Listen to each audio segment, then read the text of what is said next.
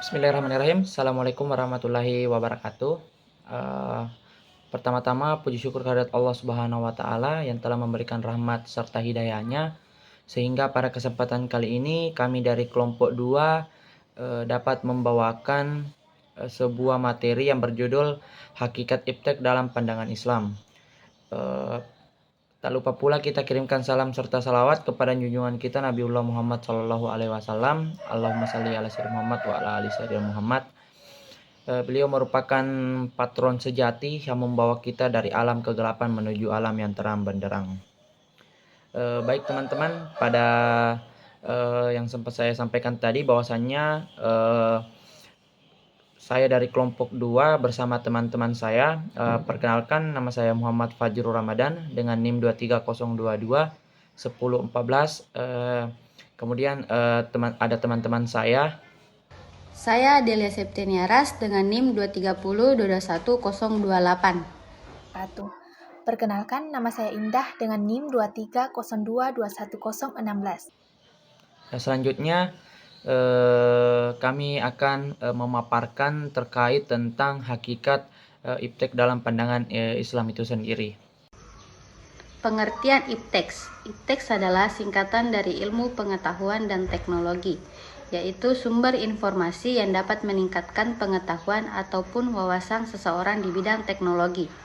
Dapat juga dikatakan definisi IPTEX ialah merupakan segala sesuatu yang berhubungan dengan teknologi, baik itu penemuan terbaru yang bersangkutan dengan teknologi ataupun perkembangan di bidang teknologi itu sendiri.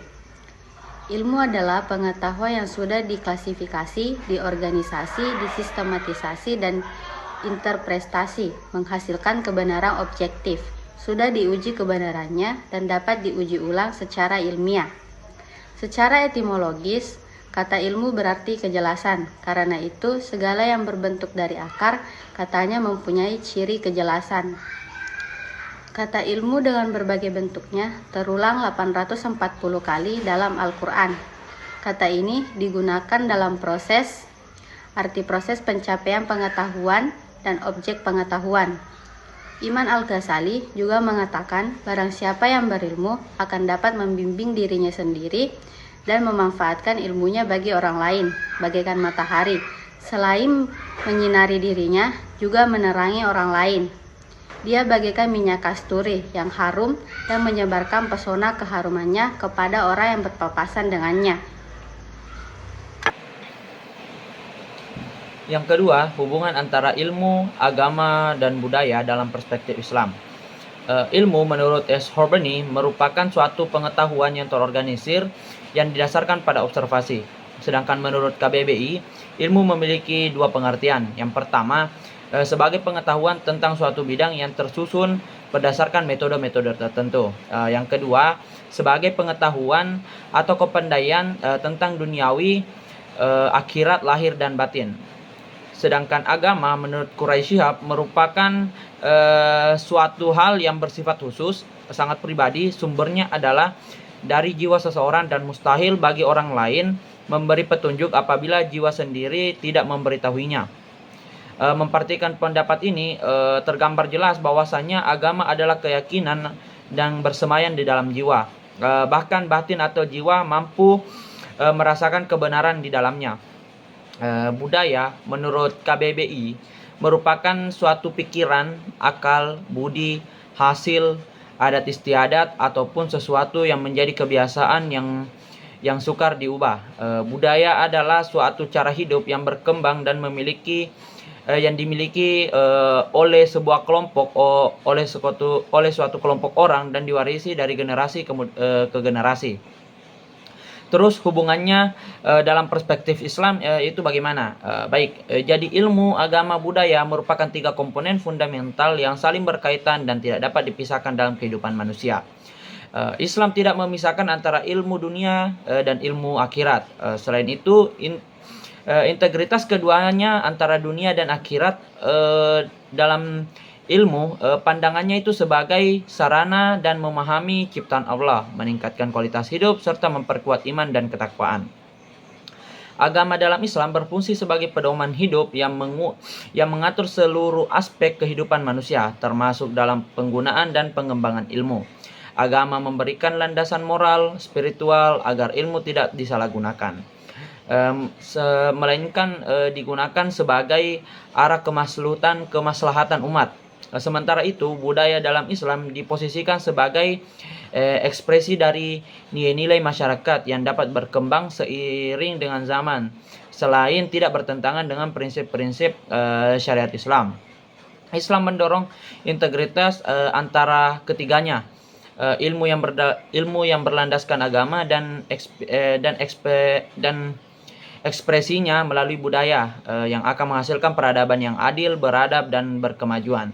Sejarah peradaban Islam membuktikan bahwasannya kejayaan umat Islam di masa lalu dicapai melalui perpaduan harmonis antar ilmu pengetahuan, ajaran agama yang kuat, serta budaya yang sesuai dengan nilai-nilai Islam. Oleh karena itu, hubungan masyarakat Islam yang ideal di masa kini dan masa depan haruslah didasarkan pada upaya untuk terus menyinergikan ilmu, agama, budaya dalam kehidupan sehari-hari.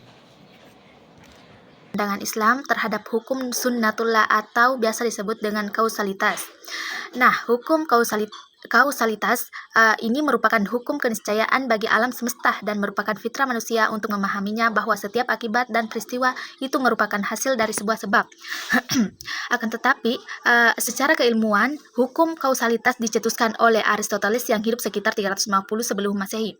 Tidak banyak yang mengetahui bahwa Aristoteles hidup bersama dengan masa Sang Raja Iskandar Zulkarnain yang kisahnya diabadikan dalam surah Al-Kahfi ayat 84, yang berarti sesungguhnya kami telah memberi kekuasaan kepadanya di muka bumi, dan kami telah memberikan kepadanya jalan untuk mencapai segala sesuatu.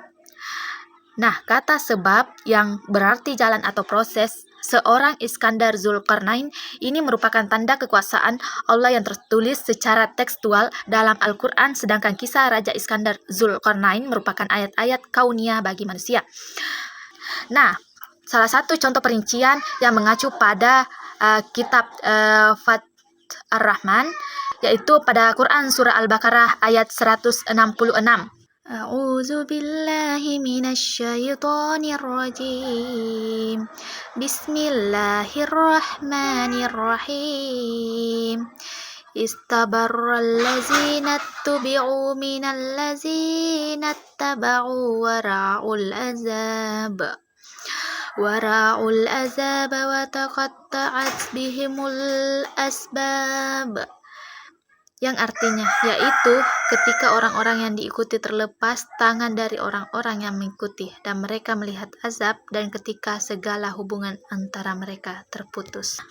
Ayat-ayat Al-Quran merupakan ayat-ayat linguistik yang menunjukkan dan membimbing manusia untuk menghayati ayat-ayat kauniyah atau non-linguistik. Itulah tadi sedikit materi terkait tentang hakikat iptek dalam pandangan Islam. Terima kasih teman-teman atas waktunya. Mudah-mudahan apa yang menjadi pembelajaran kita hari ini bisa bermanfaat bagi kita semua dan bisa menjadi amal jariah bagi kita semua teman-teman. Akhir kata, jika ada kesalahan datangnya dari kami pribadi, jika ada kebenaran datangnya dari Allah Subhanahu wa taala. Kami dari kelompok 2 undur diri. Akhir kata, nun wal kalam yashkurun. Fastabiqul khairat. Assalamualaikum warahmatullahi wabarakatuh.